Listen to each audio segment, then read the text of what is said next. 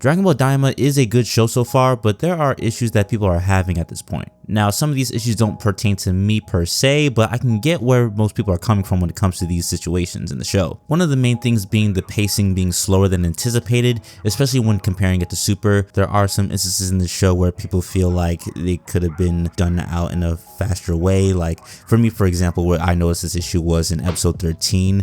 I felt like that was a filler episode, like that episode did not need to exist, I will say. That was one episode I felt like we could have done without, but in general of the pacing of the show, I'm personally not that on it as much because I feel like with this show in particular, it's doing some world building that not a lot of other Dragon Ball shows gets to do. Like with Dragon Ball Super, for example, while I'll admit that was surprisingly a better paced show, it didn't really do enough world building for us to be entrapped into the world of that series. Whereas in Daima, you get interested in these demon worlds. Granted, they're a bit longer than I feel anticipated. It's still fleshing out the story a bit so that we can be engulfed into the world, which is why I'm personally not that mad about the pacing of the show. Again, it's only in certain situations like episode 13 where the episode just didn't need to exist. Like the plot wise, it was just it just wasn't needed. Them just being stuck on a planet because the ship's engine went down, that could have been like not like included. I guess that was just more so to fill their episode time slot and, you know, get their quota of 20 episodes. Again, I deem that a sort of minor blemish. Again, this is an episode most people I feel like can just skip, but it is what it is at this point. It is part of the lineup. It is technically canon, so we'll just go from there and see how the show continues. I just watched episode 14 before recording, and you know, the pacing's better, I guess, but you know, I feel like it could have been a bit faster to get to the point to where they need to, so we'll see where it goes from here. But aside from the pacing issues, there's another issue that people take issue with, being with the retcon, specifically with Kibito Kai, the, you know, Supreme Kai and Kibito, you know, the fused version of them, and how they were able to unfuse. This is just illogical for now at the very least, because we know they were unfused in Dragon Ball Super, but they were still fused in Dragon Ball Super in the beginning, so why they're unfused now doesn't make sense, unless after the episodes are done they somehow get fused again. This is just a stupid retcon. I'm not sure if I would consider this necessarily bad. It's just like, why include this? You know what I mean? You could just had Kibito Kai roll with Goku in them, but you know, at the end of the day, it's not, to me, it's not that big of a deal. Dragon Ball, you know, does this sort of thing, but this is one of the more illogical ones if we put some thought into it. I'm not gonna lie, because literally we know they unfuse in Super with the Namekian Dragon Balls, which was like at the time the only real way that Potara fusions can be unfused.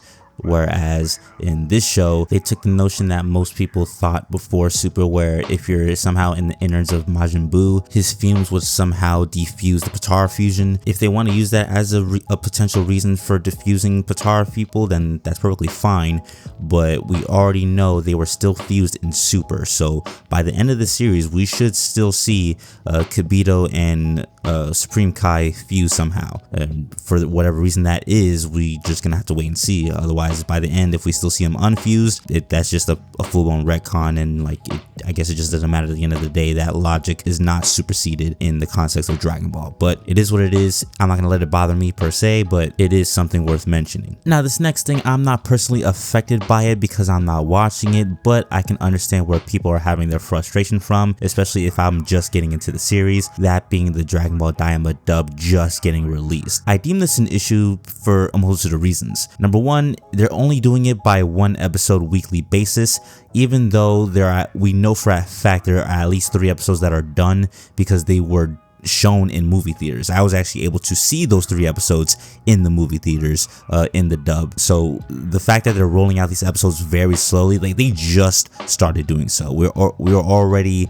like around 12 episodes into the show, and I think around episode 13 of the sub, the dub came out, and instead of just at least putting the 3 episodes out, they're doing it week by week. So as of right now, I believe episode 2 is out, but again, episode 3 should already be out because we already seen that in theaters. But as of right now, 1 episode per week, which is, to me, that's ridiculous.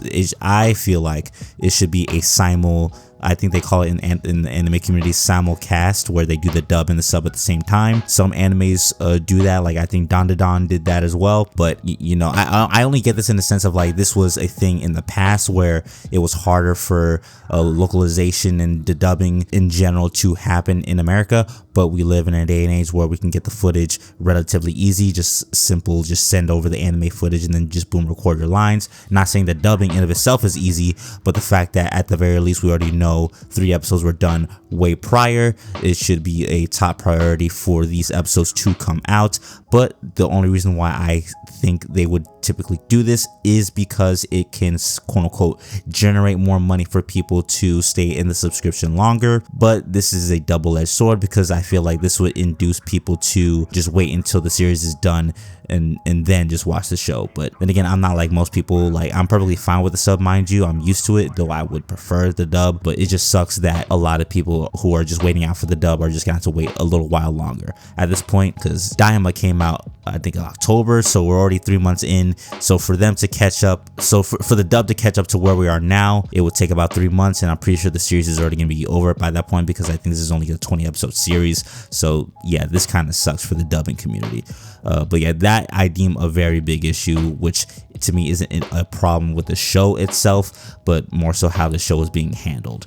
But you know, that may just be a Dragon Ball thing in general, which could be a separate topic in its own different video, but it is what it is. Let me know what you guys think of these issues with Dragon Ball Daima. Do you guys like the show so far? What are your positives and negatives with the show? I may do a review in the future comparing it to Super and why I think it's already better than Super. But yeah, we'll see that when it comes to that. Until then, thank you guys for watching and have yourselves an amazing and blessed day.